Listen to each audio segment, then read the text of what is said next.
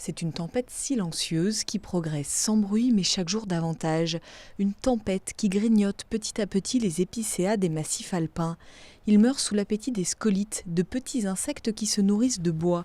S'il a toujours vécu dans la forêt, ce petit coléoptère voit sa population exploser avec le réchauffement climatique et les sécheresses successives. Il avance dangereusement depuis l'automne sur cette parcelle de 10 hectares à Bellecombe-en-Bauge. L'insecte va percer une galerie, piquer l'écorce de l'arbre.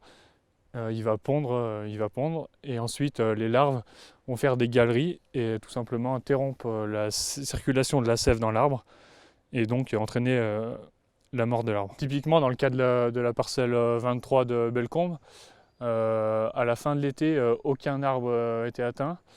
C'est lors d'une tournée, d'une préparation de martelage, que je me suis rendu compte que les arbres étaient en train de tourner. Donc c'est quelque chose qui est très très rapide. Née il y a 5 ans, l'association Civalque travaille avec les collectivités et regroupements de propriétaires pour apprendre à gérer ces forêts fragilisées.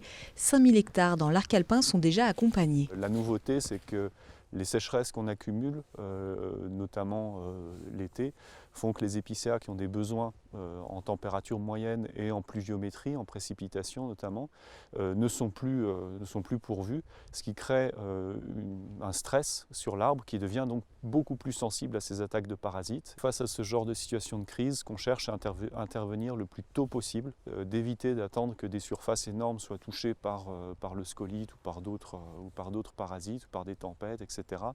D'intervenir dès les premiers signes de dépérissement pour à la fois, sortir les bois qui seraient morts, en garder un peu sur les parcelles pour des questions de biodiversité, puisque un arbre mort, c'est un support idéal pour les pics, pour toute une série d'oiseaux et de mammifères.